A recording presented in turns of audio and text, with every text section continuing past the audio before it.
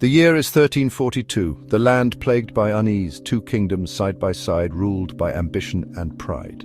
In the north, King Alaric, a ruthless leader hungry for power, his armor, polished steel, reflected his iron will. To the south, King Cedric, known for his cunning, a master of strategy, his gaze sharp as an eagle's. Between them, a history of bloodshed, old wounds festered, threatening to erupt. The peace was fragile, hanging by a thread. The land held its breath, bracing for the storm. Rumors of war, like wildfire, spread through the kingdoms. Fear gripped the hearts of the people. The clang of hammers echoed, forging weapons of war. Soldiers, hardened by past battles, prepared for bloodshed. In the taverns, whispers filled the air, dark and heavy.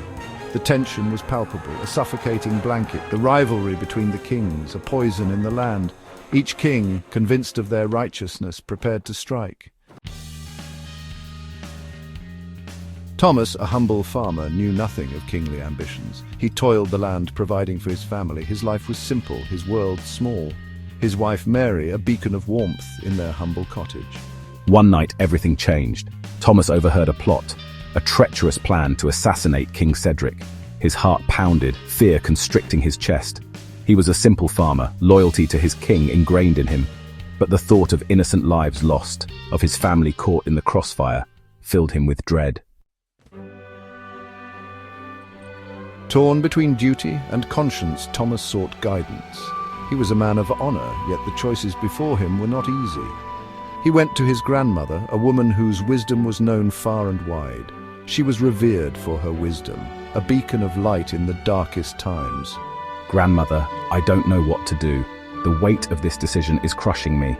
The burden is too heavy to bear alone. What is loyalty when it comes at the cost of innocent lives? How do I choose between my duty and my heart? These questions haunted him, leaving him restless and torn. Her words echoed in his mind, a beacon in his turmoil. They were like a guiding star in a stormy night. She reminded him of the value of life, the importance of peace, and the strength found in compassion. Her words, though soft, carried the weight of experience and the power of truth. They sparked a fire in Thomas, a determination to act with integrity and courage. Thank you, grandmother. Your wisdom has given me clarity and strength. Your wisdom has given me clarity. I now know the path I must take.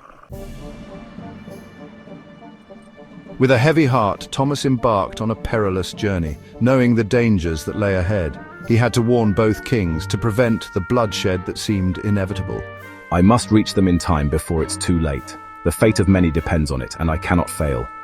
He traveled through treacherous forests where every step was fraught with danger, his heart pounding with each rustle of leaves.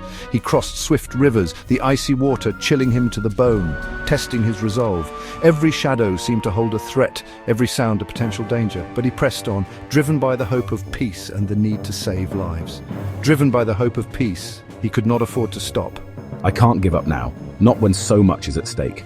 Too much is at stake, and too many lives hang in the balance. Finally, after what felt like an eternity, Thomas reached the castles. His journey had been long and arduous, filled with countless obstacles and dangers. But now, standing before the towering gates, he felt a mix of relief and trepidation. He delivered his message, his voice trembling with exhaustion and fear. The weight of his words hung heavy in the air, each syllable a desperate plea for peace. Your Majesties, I beg you to listen. The fate of our people rests in your hands. We cannot afford another war. War will bring nothing but sorrow. Our lands will be ravaged, our families torn apart. We must find another way. The kings listened, their faces unreadable. The room was filled with a tense silence, the weight of the decision pressing down on everyone present. The fate of the kingdoms hung in the balance, their decision a matter of life and death. Every eye in the room was fixed on the kings, waiting for their verdict. Can we trust the word of a simple farmer? What if this is a trap, a ploy by our enemies to weaken us? His warning could save countless lives. We must consider it.